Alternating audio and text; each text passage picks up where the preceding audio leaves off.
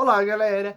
Temos atualmente o Kamen Rider Zaze como o primeiro que você pega e consegue assistir ao mesmo tempo no planeta inteiro, com lançamento simultâneo em vários países, incluindo no Brasil, diretamente no YouTube por aqui. Inclusive, atualmente você consegue assistir dublado, né? E fazia anos que uma série inédita de Kamen Rider não vinha para o Brasil dublada, né?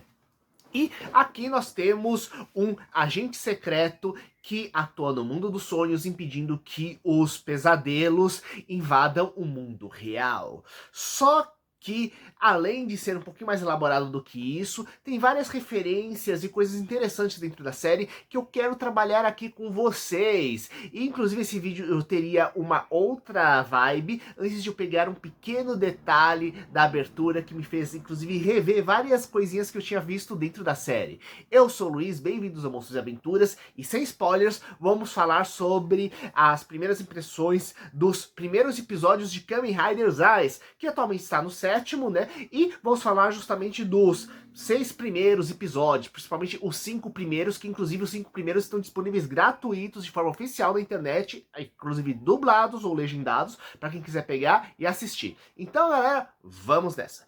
Primeiramente, Kamen Rider Zaze é o mais recente dessa franquia, que existe desde os anos 70 e que é uma das franquias de sucesso mais antigas ainda a permanecer funcionando. E a outra, que é mais antiga do que ela, é justamente o Ultraman, com o qual eu quero fazer algumas pequenas comparações. Inclusive temos Ultraman Ômega, que se vocês quiserem eu posso comentar aqui, que também está sendo outra série ótima, que dá para acompanhar de forma simultânea no Brasil e no Japão, e todos os episódios estão disponíveis legendados de forma oficial na internet para vocês assistirem. E o que acontece em Kamen Rider Zaze, o protagonista. Primeiro vamos dar uma noção geral da série, depois dar umas coisas muito interessantes do contexto dela e fazer umas comparações muito interessantes com Kamen Rider, justamente com Ultraman, mais precisamente dessa série. E o que acontece? Desde os anos 70 a gente tem séries do Ultraman, nós tivemos alguns pequenos hiatos, e justamente a série do final dos anos 80 para os 90, que é Kamen Rider Black RX, foram aquelas que vieram aqui pro Brasil. Então tivemos um pequeno hiato, sem outras grandes séries de Kamen Rider nesse período, né, nos anos 90, até que em 2000 voltou a ser produzido o Kamen Rider, né, e atualmente temos o Zaze, que pegou e tem uma personalidade própria e vários quesitos interessantes. Da história em si, nós temos um jovem que ele nunca consegue algum trabalho, alguma atividade direito, porque toda vez que ele vai ajudar alguém, aparentemente qualquer ato direto de bondade, acontece algum acidente estranho com ele, né? E já dá pra perceber na série que parece que tem realmente algum tipo de maldição ou alguém tentando interferir na vida dele pra ele pegar e isso acontecer. Só que, nos sonhos, ele sonha que ele é um agente secreto. Inclusive, a gente vê vários pôsteres mostrando uma altíssima influência de James Bond dentro da história e agentes similares. Vamos pensar em John Wick também, né, que é uma mistura de assassino, agente secreto, né, dentro da história, sendo que temos um momento onde ele percebe que ele consegue entrar, ele é trazido para sonhos de outras pessoas e nesses sonhos nós temos os Nightmares, cuja tradução seriam pesadelos, que são monstros que personificam traumas pessoais dentro da psique dessa pessoa. E o que acontece é que esses monstros, eles não apenas estão atacando o mundo dos sonhos. O que acontece é que eles estão dentro daquele sonho particular daquela pessoa, dentro da mente dela, e usando os sonhos para tentar pegar e não apenas fazer o caos, já que grandes feitos dentro do mundo dos sonhos, realizados pelos monstros, eles se refletem virando tragédias no mundo real também. O que acontece é que esses monstros, eles desejam achar a passagem entre o subconsciente, onde eles estão presos, para dentro diretamente da alma da pessoa. E com isso, assumir o corpo dela e assim poder se manifestar totalmente fisicamente no mundo real, enquanto essa pessoa perde o controle do próprio corpo.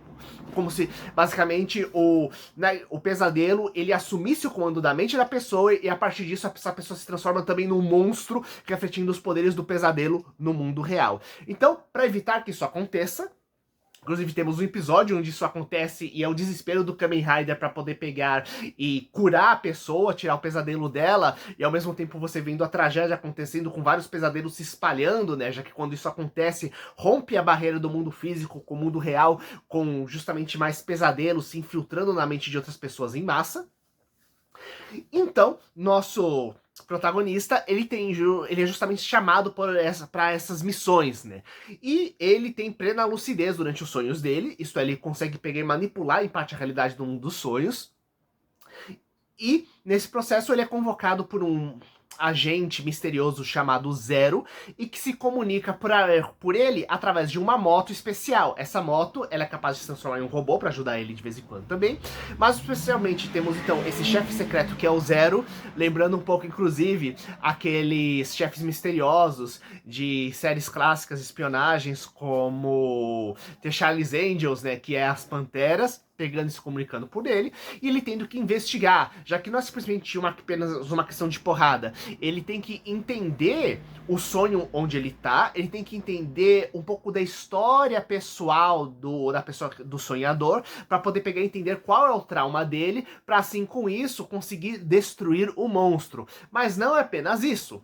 Dentro do sonho existem várias pessoas, já que a pessoa que está sonhando, ela tem lembranças que são personificadas em várias pessoas diferentes. Então, a questão também é descobrir quando ele é jogado em um sonho, quem está tendo aquele sonho, que é a primeira coisa para ser investigada. E número 2, qual é o trauma pessoal e os sonhos, os medos e desejos pessoais que estão sendo refletidos naquele sonho para ele conseguir pegar e lutar contra aquilo. Então, além da forma de agente secreto dele, ele tem equipamentos especiais capazes de atuar no mundo dos sonhos e no mundo real também, capazes de pegar e fazer inclusive gravações do que acontece no mundo dos sonhos, e também ele é capaz de se transformar em super-herói, que é justamente o Kamen Rider da história. Tanto que o Rider, na história de Kamen Rider, justamente por causa da importância da moto dentro da história, né? Rider de piloto, né? Da mesma forma que Ghost Rider, motoqueiro fantasma. Sendo que, no caso, a gente vê que a moto, além de ser um veículo importante dentro do dentro do mundo dos sonhos para ele se locomover, o mais importante é que através dela é que justamente o chefe especial dele consegue pegar e passar as orientações.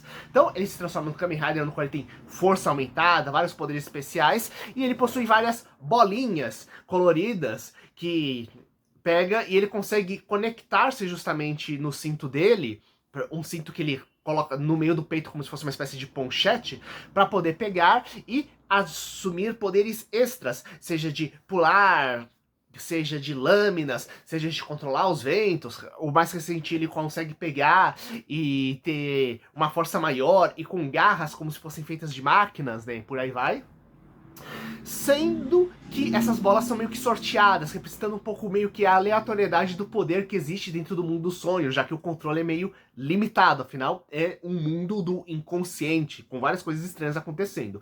E o legal também é que essa coisa do inconsciente faz com que, os monstros possam ter as mais diversos tipos de formas e poderes, e número 2, os cenários também podem ser qualquer tipo de local, já que os sonhos que estão acontecendo. Tem uma luta fantástica dentro de uma igreja virada de cabeça para baixo, tem lutas em cima de aviões com grandes batalhas aéreas e por aí vai. Então, essa mudança de cenários e de monstros faz com que cada batalha seja incrível. E é claro, no mundo real, para ajudar nesse processo, nós temos uma dupla de investigadores dentro de um setor especial da polícia que é focado justamente em casos sobrenaturais. Inclusive com uma dinâmica que lembra muito o Mulder Scully do Arquivo X, né? Com ele sendo a pessoa mais animada, acreditando em quase tudo daquele departamento, né? E ela, a policial, extremamente cética, só que extremamente disciplinada e eficaz para poder pegar e ajudar na solução dos mistérios, né? E aquela coisa daquelas, como se fosse, assim como em Arquivo X, o Mulder Scully fica numa divisão quase perdida, esquecida do FBI, aqui também é uma divisão quase perdida, esquecida do mundo dentro da polícia, né? Que responde diretamente, justamente, a uma autoridade governamental importante dentro da história. E tudo isso com ainda dois grandes mistérios, onde temos uma auxiliar, que é a Nen, que é uma artista no mundo real e que aparece nos sonhos ajudando justamente o nosso Kamen Rider, né? E que você não sabe nos primeiros episódios por que ela está em todos os sonhos, como é que ela tem consciência do que está acontecendo, a gente só sabe que ela auxilia ele de alguma forma. E número 2, nós temos um vilão secreto, alguém que também é capaz de viajar pelo mundo dos sonhos e é capaz de criar justamente esses pesadelos e que deseja justamente essa invasão do mundo real. Qual é a sua origem, de onde vieram seus poderes, qual é o seu objetivo por trás de tudo, né? E é claro que existe a questão de, tipo, além de quem é o Zero, como ele conseguiu esses poderes de Kamen Rider, o herói. Sendo que, para ainda aumentar toda essa questão e deixar ainda mais elaborado, nós temos uma sala secreta que funciona como intermediário entre o mundo dos sonhos e o mundo normal, que fica justamente dentro do armário, melhor, existe um portal para essa região intermediária entre o mundo dos sonhos e o mundo real, que é justamente essa base secreta, onde o herói consegue acessar através desse portal que fica no armário dele. Lembrando um pouquinho Narnia, diga-se de passagem, sabe?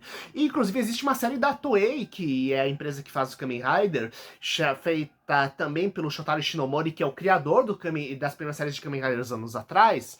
E essa série que eu tô falando é Biocrossers, onde justamente os heróis se transformavam entrando dentro do armário, que funcionava como um ponto de teletransporte, onde eles eram teletransportados para onde precisavam lutar e ganhavam também suas armaduras de combate tecnológico. Então pode ter sido um pouquinho de influência nisso também, né?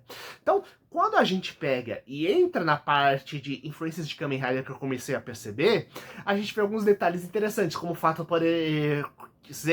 como um dos fatos muito importantes, é que essa série tem o objetivo justamente de ser um Kamen Rider para atingir nível mundial. Sendo que o que acontece é que há mais de uma década, justamente a empresa do Ultraman, a Tsuburaya, ela fez também a mesma estratégia e já ficou bem estabelecida no mercado global. Inclusive já faz vários anos, onde a gente tem inclusive vários filmes dublados em português, que inclusive você acha tranquilamente, principalmente no Netmovies, mas também tem disponível, por exemplo, no canal Pago Look também, que são os filmes dublados de Kamen Rider. Então, toda essa expansão que eles querem ter com a série Ultraman, a Tsuburaya já conseguiu com Kamen Rider há uma década de forma bem estabelecida. Então faz sentido eles se inspirarem no Ultraman. Mas vamos entrar em mais detalhes. Lembrando que se você está gostando, aproveita para dar aquele like, compartilhar com seus amigos, ou botar o seu comentário aqui embaixo, dizer quais séries de Kamen Rider você já assistiu ou está acompanhando, outras séries também de super-heróis japonesas, como o próprio Ultraman, e vamos prosseguir. Uma coisa muito importante. O que acontece é que tanto Kamen Rider quanto Ultraman tiveram um grande hiato nos anos 90. E durante os anos 90, o que acontece é que a Toei pelo menos conseguiu se estabilizar e se estruturar com outra produção deles, que era um Super Sentai, quando eles conseguiram pegar e vender os direitos para os Estados Unidos e que foram criados os Power Rangers. Sim, lembrando que Power Rangers são adaptações das séries de Super Sentais, isto é, de super-heróis coloridos que tem no Japão e que todo ano tem um material diferente que é usado para adaptação.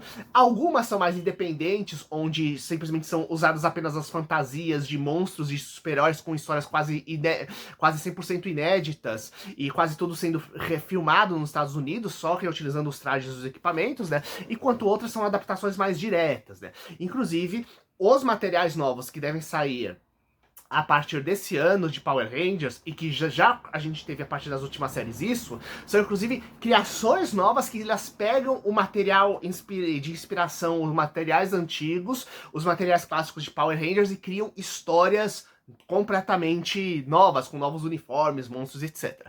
Mas voltando ao assunto, o que acontece é que a Toei conseguiu pegar, se expandir os Super Sentais através dos Power Rangers pelo mundo, né? Na Ásia eles conseguem pegar e mandar os Super Sentais diretos, né? No Ocidente é através de Power Rangers, mas mesmo assim temos Power Rangers sendo exibido na Ásia também, né? Então vamos dizer que existe uma grana enorme que vem através de Power Rangers pra Toei, só que o que acontece é que eles tinham ainda a franquia Kamen Rider, que quando retornou nos anos 2000, ficou uma coisa mais restrita na região, apesar de ser vendido também para a Ásia, com sucesso na China e outros países da região também. Então, o que acontece acontece é que a gente tem justamente o dinheiro que vem do Super Sentai através de Power Rangers indo pra Toei, e a Toei agora querendo pegar e expandir isso com Kamen Rider. Lembrando que nos 90 e começo dos anos 2000, houve uma tentativa de fazer também um Kamen Rider americanizado pelos mesmos estúdios dos Power Rangers. Inclusive, para quem quiser ver essa versão, assistir a terceira temporada de Mighty Morphin Power Rangers, que inclusive está disponível na Netflix, cujos primeiros episódios, existe um episódio triplo, onde temos uma releitura de Kamen Rider como sendo um príncipe de um planeta alienígena que aparece na história e que serviu de base, inclusive, para pegar e adaptar toda uma série depois, que não existe atualmente disponível, já que esses direitos de licenciamento já foram, né?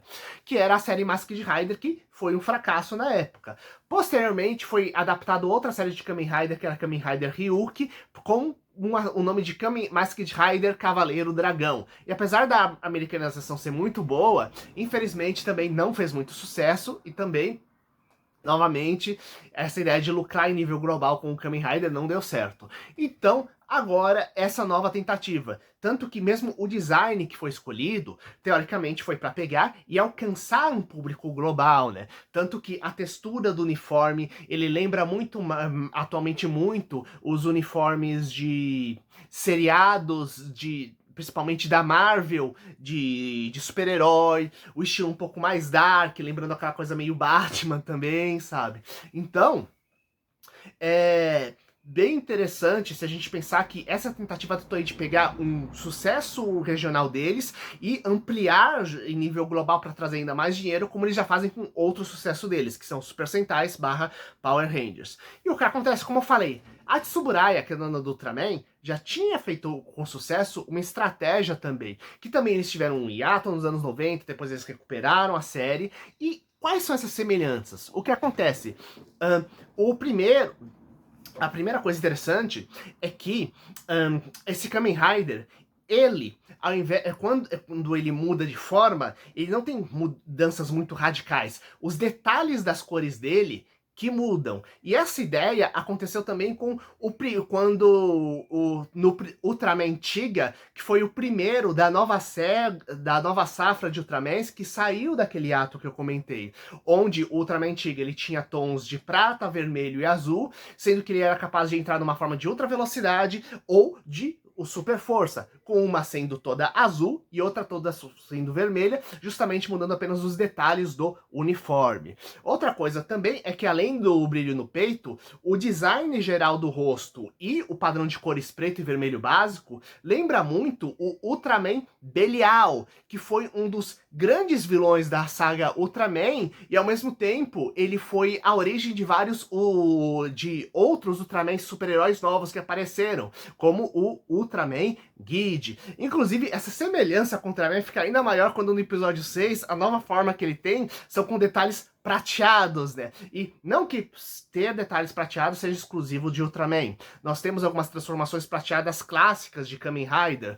como o vilão Shadow Moon, que tem em Kamen Rider Black, ou a forma prateada que existe em Kamen Rider Zero One, que é uma das mais poderosas também, e o prateado é porque é inspirado em Exterminador do Futuro, com aquela coisa de metal líquido formando o uniforme, que é bem bacana, sabe?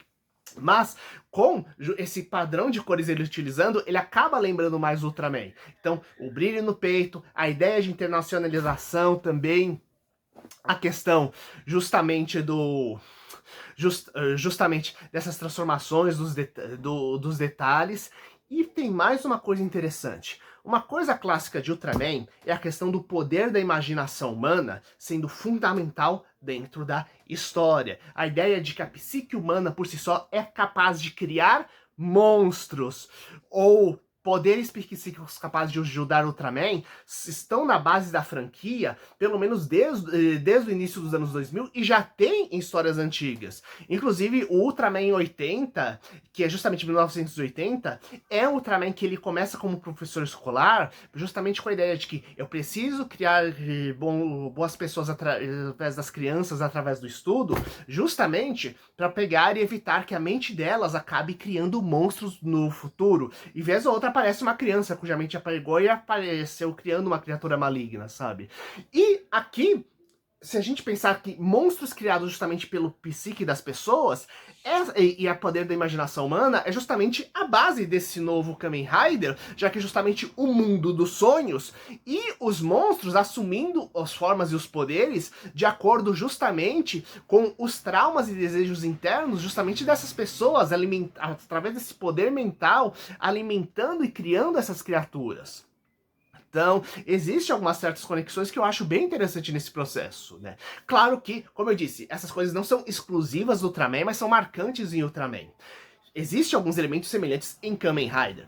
O primeiro Kamen Rider que mudava de várias formas diferentes, por exemplo, foi o Kamen Rider Black RX, que muita gente aqui do Brasil já conheceu, que temos inclusive disponível em português, né? E onde ele tinha uma forma robótica mais forte e uma forma mais fluida, que virava líquido, que era azulada também. Porém, justamente, a ideia de você ter um uniforme central que muda somente alguns detalhezinhos de cor, só que são detalhes marcantes, né? Isso aí realmente é uma coisa mais do Ultraman, principalmente na trilogia que começou com Ultraman antiga. Mesmo essa ideia de o uniforme meio que brilhar no escuro e neon, já tem alguns Kamen Riders que eu acho muito lindos também, por exemplo. E outra coisa que também tem essa ideia de se alimentar do inconsciente da energia das pessoas, também aparece em alguns outros Kamen Riders. Em Kamen Rider... No Kamen Rider X-Age, por exemplo, nós temos monstros que surgem a partir de jogos de videogame e eles se alimentam da energia vital de uma pessoa. Então a ideia desses monstros eles veem qual é o trauma principal dessa pessoa, ou pessoa que é muito ligada emocionalmente a ele, justamente para alimentar aquele trauma, para perseguir aquela pessoa, justamente para o sofrimento que tá justamente do corpo que ele tá parasitando, ajudar a justamente enfraquecer aquele corpo para ele sugar toda a energia vital. Ou, por exemplo, temos o Kamen Rider Genou, por exemplo, que é onde os monstros, eles na verdade, eles se alimentam através de pactos que eles fazem com as pessoas. Então eles se alimentam de algum desejo pessoal de alguém para eles poderem se materializar. Só que com a diferença, quando eles se materializam, eles viajam no tempo, atrás da memória mais marcante que aquela pessoa tem, para assim poder pegar e invadir o mundo real justamente através daquela memória. Então, já existem algumas questões interessantes que já foram trabalhadas em alguns momentos em Kamen Rider e aqui são trabalhadas de outras formas também. Eu, particularmente, eu estou gostando bastante da série e eu queria saber a opinião de vocês. O que vocês estão achando dessa série de Kamen Rider? Quais outros vocês assistiram? E quais outros super-heróis japoneses bacanas vocês acompanham? Coloque aqui embaixo, compartilhe com seus amigos. Até o próximo vídeo. Falou!